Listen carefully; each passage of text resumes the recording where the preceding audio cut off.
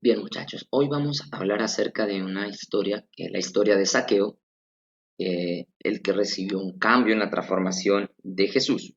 Esta historia la encontramos en Lucas capítulo 19, versículo 1 al 10. Ustedes van a tener que leerla para poder responder las preguntas que hay a continuación.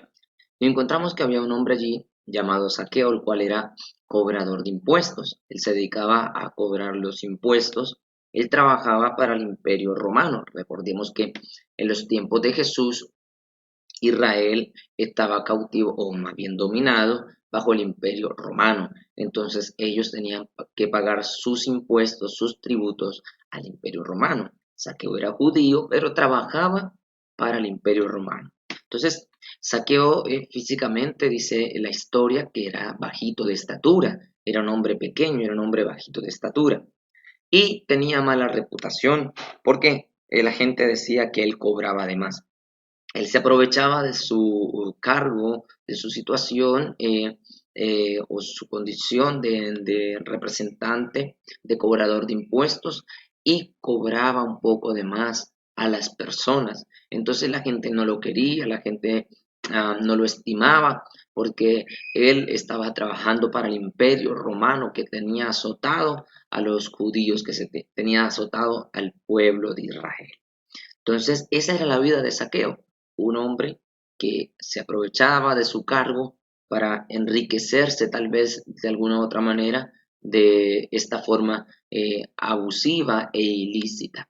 Pero dice la Biblia que un día Jesús iba pasando por allí y Saqueo oyó que Jesús iba a pasar y procuró conocer a Jesús, procuró saber quién era ese Jesús que todo el mundo hablaba, que todo el mundo decía que hacía milagros, que hacía señales, que hacía prodigios, que echaba fuera demonios, que resucitaba muertos, y Jesús era un hombre famoso, Jesús era una persona muy famosa.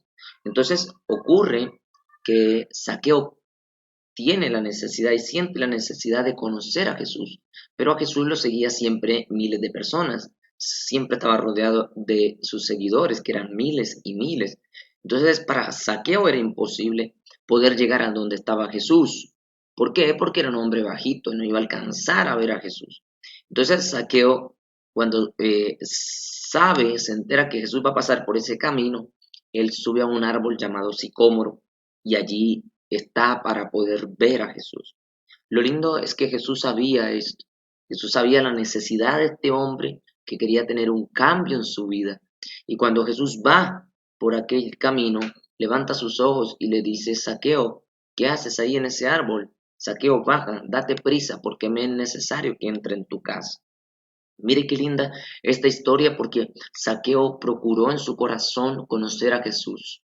Saqueo quería saber quién era ese Jesús y Jesús sabía la necesidad de Saqueo que había en su casa, no económica, no física, sino la necesidad de tener un cambio en su vida, de poder cambiar la forma en que vivía, la forma en que le hacía las cosas, para poder ser transparente, para poder ser una persona correcta. Entonces Jesús que iba pasando allí, le dice, Saqueo, date prisa porque me es necesario entrar en tu casa, porque la salvación hoy entra en tu casa.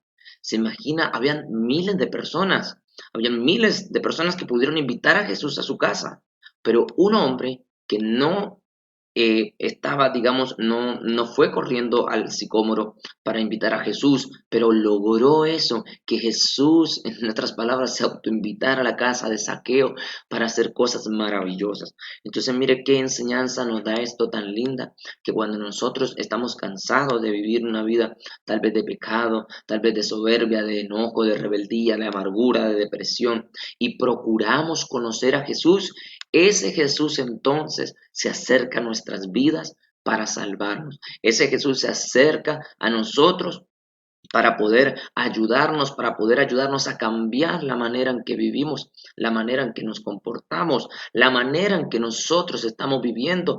Tal vez nos están conociendo por nuestro mal carácter, nos están conociendo por nuestras palabras groseras, por nuestra mentira, pero cuando procuramos conocer a Jesús y nos acercamos a Él, entonces Jesús entra a nuestra casa, que en nuestro corazón y produce un cambio en nuestras vidas. Qué hermosa es esta enseñanza, porque Entra la salvación a casa de Saqueo. Jesús era la salvación. Y Saqueo siente una profundidad, en su profundidad del corazón, siente ese anhelo de cambiar.